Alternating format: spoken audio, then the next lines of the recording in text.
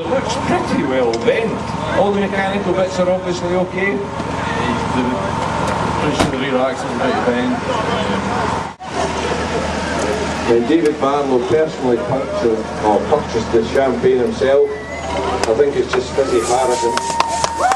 Knowing David, it'll be the cheapest stuff you can get. Well, I'm here with Colin Smith and Craig Chapman, who won the 1.6 challenge class of the Brick and Steel 205 Ecosse Challenge here at the Colin McRae Forest Stages in Perth today. Colin, car looks a little bit different, a slight aerodynamic modification. What was the story of your day? It's well, the first stage went well for us. We were putting a good time in that stage, so we thought we'd try do the same in the second stage, but didn't realise how wet and slidey it would be.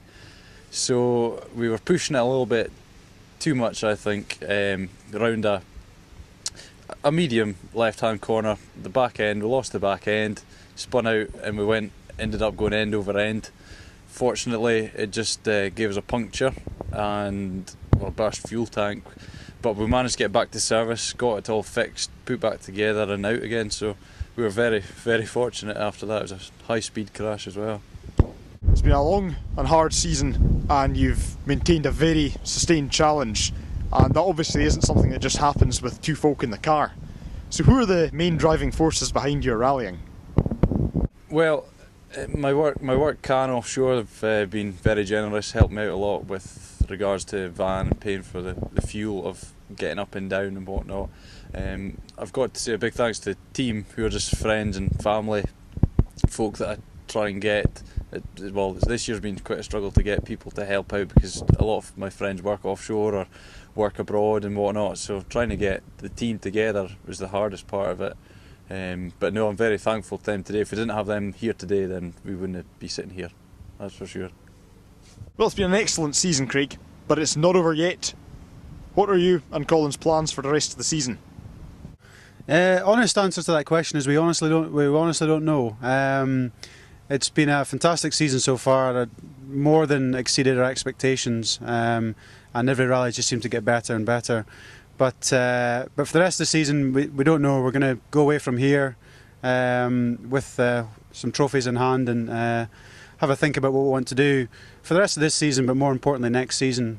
So we've got big plans for next year, and we might decide to do some more rallies this year, but might decide to save some money and look forward to next year. So no plans yet, but we won't be far away wherever we are. To confirm that John and Peter MacCrone have clinched the Brick and Steel Peugeot 205 Ecosse Challenge this year. The runner-up of this event clinched the title with 2 rounds to go.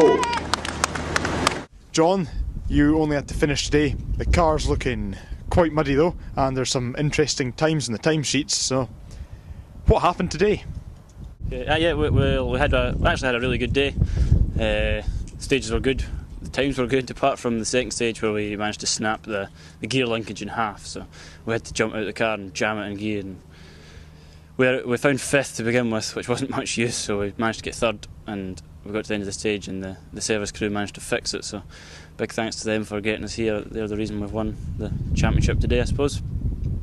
Well, it's been a long season, John, and as well as the two folk in the car, there's a lot of support that goes into making a rally team work.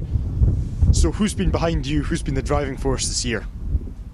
Yeah, well, it's very much a community effort when it comes to my rallying. I'm from a place called Dervig in the Isle of Mull, and I've pretty much got the backing of the whole village.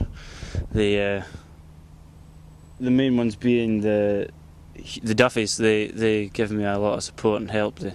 They sponsor me. The Bellacroix, the pub in Dervig, they give me a big help. Chris Baker, who's Island Engineering. But then there's also Steve Davis, who initially started the Bear Cub rally sport team where I started my rallying, and he helps me work in the car along with my brother and one of my friends, Alec Brown.